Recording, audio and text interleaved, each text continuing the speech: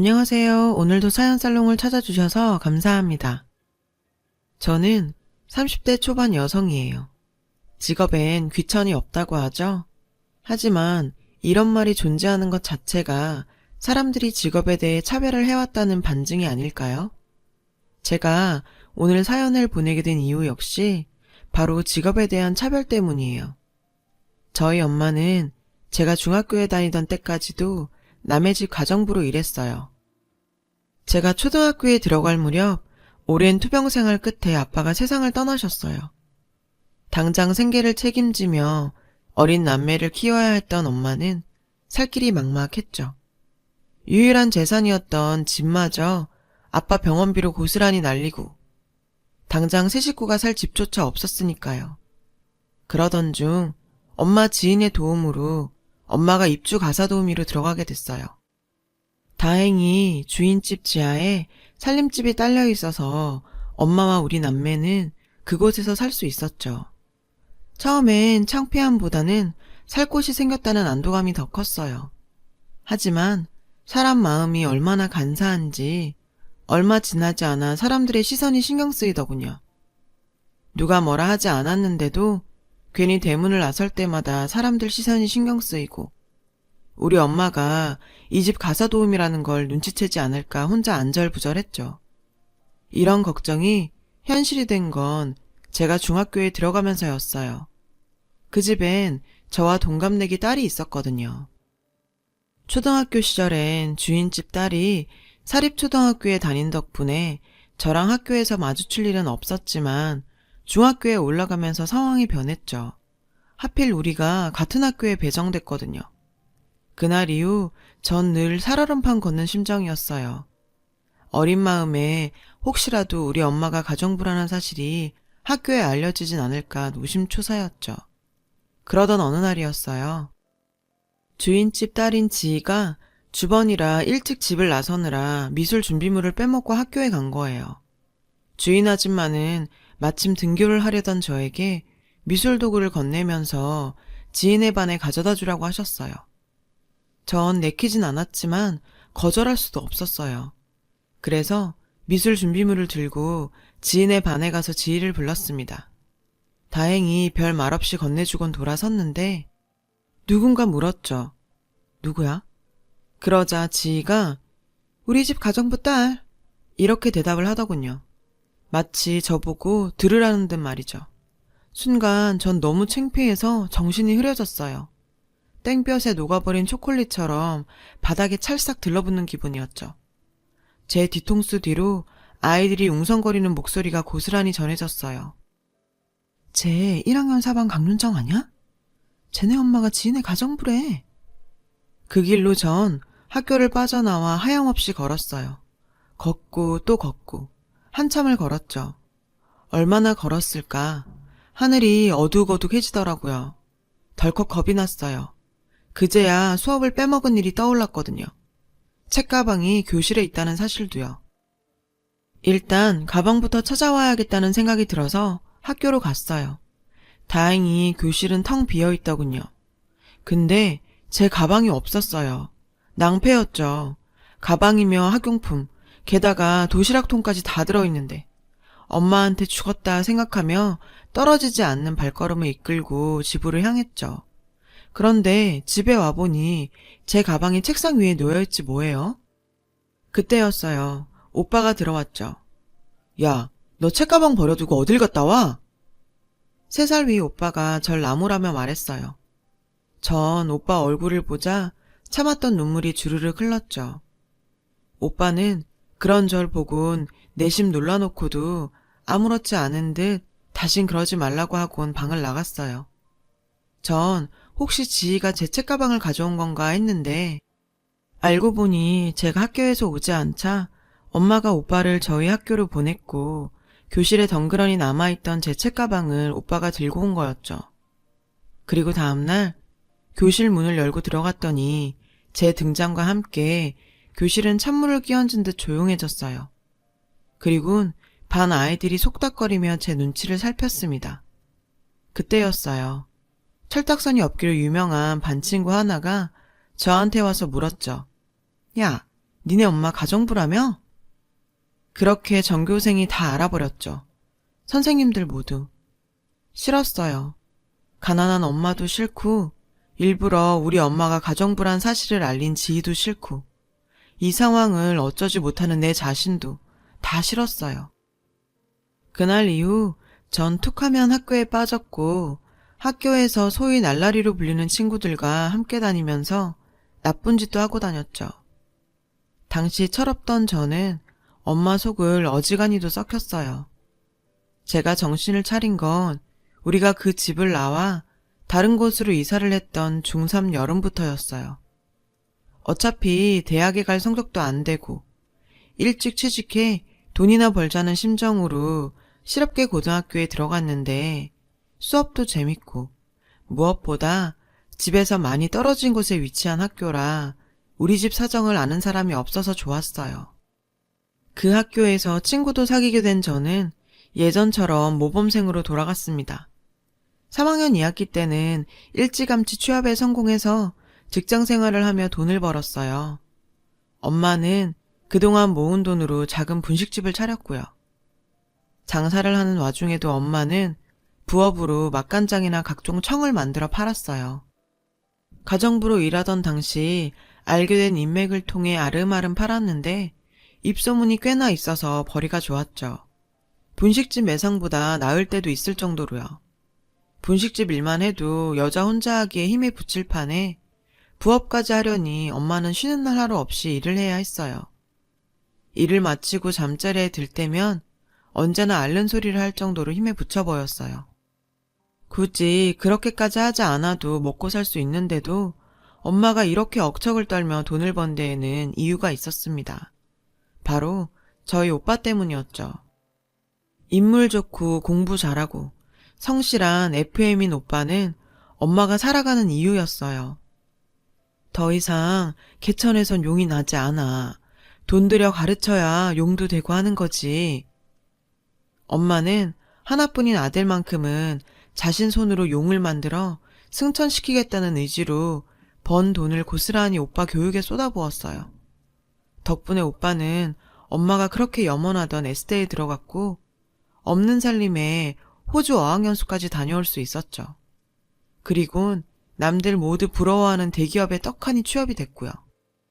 누가 봐도 해피엔딩이었죠. 그런데 이렇게 엄마의 피땀으로 지금의 자리에 오르게 된 오빠가 엄마의 뒤통수를 치는 사건이 발생했어요. 바로 결혼이었어요. 결혼을 전제로 만나고 있는 사람이 있다면서 오빠가 집으로 여자를 데리고 왔어요. 그런데 하필 그 여자가 지희인 거예요.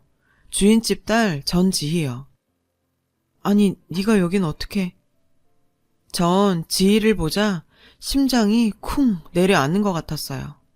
그건 저희 엄마도 마찬가지였겠죠. 지인에서 가사 도우미로 있으면서 그 집 모녀한테 호되게 당해왔던 엄마는 지희를 보자 입술을 바들바들 떨었죠. 저 역시 두말하면 잔소리고요. 그런데 오빠는 이런 반응을 보고도 대수롭지 않다는 듯 이러더군요. 지희랑 사귄 지는 좀 됐어. 진작부터 말할까 하다가 엄마나 윤정이나 달가워하지 않을 것 같아서 말 안 했어. 황당했어요. 달가워하지 않을 걸 알면서도 굳이 지희여야 하는 이유도 모르겠고요. 오빠, 왜 하필 얘야? 하고 많은 여자 중에 왜? 그리고 지금 오빠 행동은 엄마가 반대를 해도 결혼을 진행하겠다는 거야 뭐야? 제 말에 지희가 피식 웃더군요. 윤정아, 넌 여전하구나? 넌 왜 그렇게 날 싫어해? 혹시 그거 열등감이니? 솔직히 너랑 나 비교도 안 되는데 굳이 자신을 힘들게 하면서까지 비교하고 열등감 느끼는 건 좀 무의미한 짓 같지 않니? 그리고 난 네 오빠 결혼 상대자로 여겨온 거야. 얘 제하는 건 듣기 거북하다. 어디까지나 내가 네 손윗사람 될 거니까. 그리고 아주머니, 아니 어머님, 앞으로 잘 부탁드려요. 어차피 오빠랑 저 마음 안 바뀌어요. 그러니까 괜히 힘 빼지 마시고 저희 결혼 축복해주세요. 네? 맞아요, 엄마. 저 이미 마음 굳힌 지 오래됐어요. 엄마도 아시겠지만 세상살이가 만만한가요? 남들보다 앞서 나가려면 비빌 언덕 하나쯤은 있어야죠. 장인어른이 제 언덕이 돼주실 겁니다. 그러니까 이 결혼 허락해 주세요. 엄마는 야속한 눈빛으로 오빠를 쏘아보며 말했어요. 그래서 널 남부럽지 않게 가르친 거 아니니? 부모 덕은 못 봐도 너 하나 잘난 걸로 살아갈 수 있게. 그런데 왜 저 집이랑 엮이려고 그래? 이 애미가 그렇게 싫어하는 거 알면서도 왜? 저 혼자 잘나면 뭐예요? 제가 남들보다 대리 승진 늦었던 거 엄마도 아시죠? 그 이유가 뭐였는지 아세요? 빽이 없어서였어요. 과장님이 그러시더라고요. 너처럼 없는 집 애들은 승진에 밀려도 그게 지들 능력 탓인 줄 알고 죽어라 일하지만 있는 집 자식들은 승진 안 되면 그만두고 다른 회사로 가버린다고. 삶이라는 게 네 능력보단 있는 집이 자신들의 뒷배라고요. 장인어른 정도 힘이면 저도 그 뒷배 만들 수 있어요. 저도 제 능력 마음껏 펼칠 수 있다고요. 그러니까 엄마가 반대하셔도 저 이 결혼 반드시 합니다. 오빠는 작정한 사람처럼 자기 할 말을 쏟아붓고는 자리에서 일어났어요. 그러자 자기야, 그 얘기도 해야지. 지인은 오빠의 팔을 끌어당기곤 재촉했어요. 아, 그리고 죄송하지만 결혼식장엔 오지 말아주세요. 엄마가 지인에서 일하신 거 집안 어른들이나 장인어른 지인분들이 다 아시는데 그럼 제 체면이 뭐가 되겠어요? 그리고 윤정이 너도 지희 동창들이랑 알잖아. 미안하지만 안 왔으면 한다. 미안해요, 엄마. 오빠랑 지희는 서둘러 집을 나섰어요. 엄마랑 저는 망치로 머리를 맞은 사람처럼 멍한 표정으로 한참을 앉아 있었어요. 기가 막혔죠. 어떻게 오빠가 이럴 수 있죠? 저한테는 몰라도 어떻게 엄마한테 이럴 수 있냐고요. 그날 오빠의 폭탄 선언으로 엄마와 저는 쉽게 잠들지 못했어요. 그리고 얼마 뒤 오빠한테 전화가 왔어요. 사돈 어른이 상견례를 하자고 하신다고요. 전 그딴 게 무슨 소용이냐고 따졌어요. 어차피 지들 멋대로 할 결혼, 게다가 엄마랑 전 오지도 말라면서 무슨 상견례냐고요. 근데 엄마가 가시겠다는 거예요. 만나서 꼭 할 얘기가 있다고. 그래서 전 엄마를 모시고 상견례장으로 향했죠. 세월이 10수년 흘렀음에도 지인의 엄마는 여전했어요. 도도하게 내리깐 눈이며 말끝마다 입끝을 삐죽거리는 버릇까지 그대로였죠. 인연이 참 무섭네요. 아주머니, 아니 지훈이네하고 우리가 사돈이 되다니. 아무튼 제가 아들이다 생각하고 지훈이 잘 챙기겠습니다.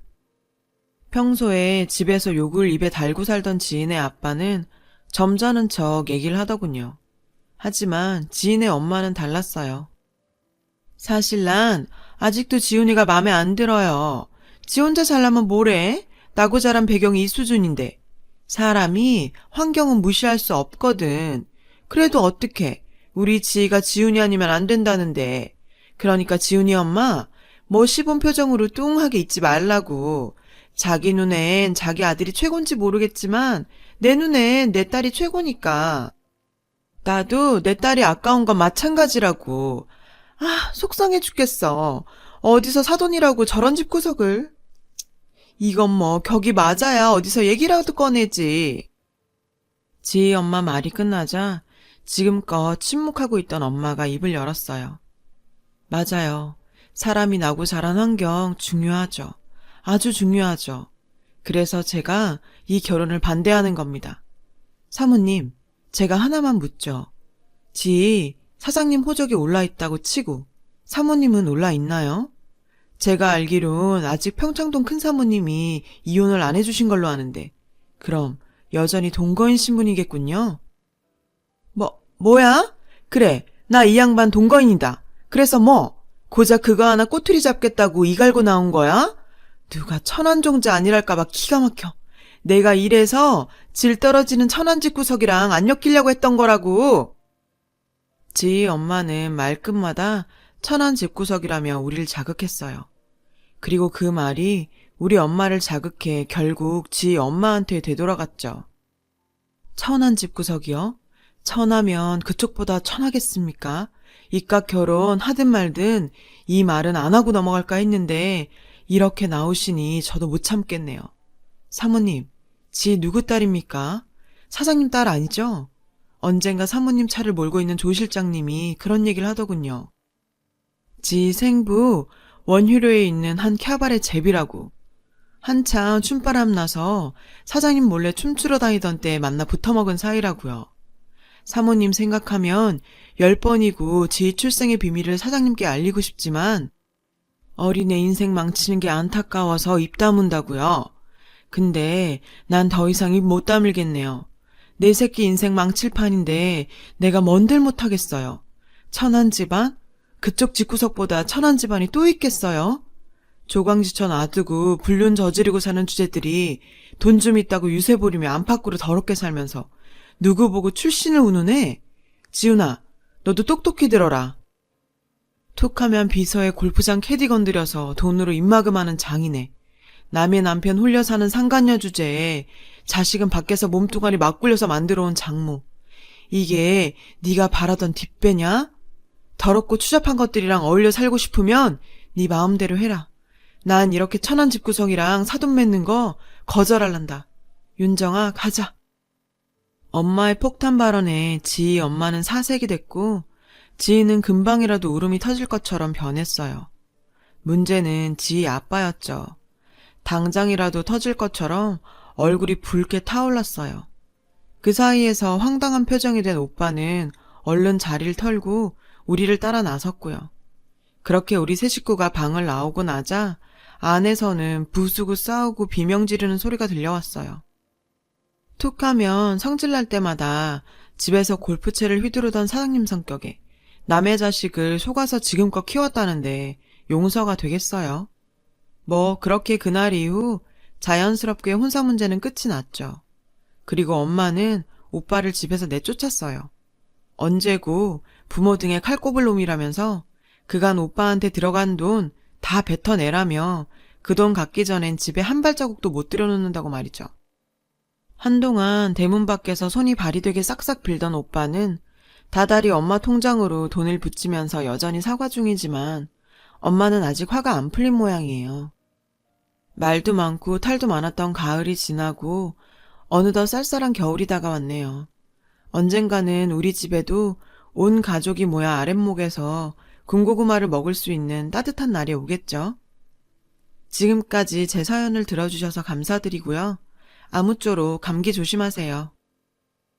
여러분, 사연 댓글에 응원과 현명한 조언 부탁드려요. 좋아요와 구독은 저에게 큰 힘이 됩니다. 오늘도 좋은 일 가득하세요.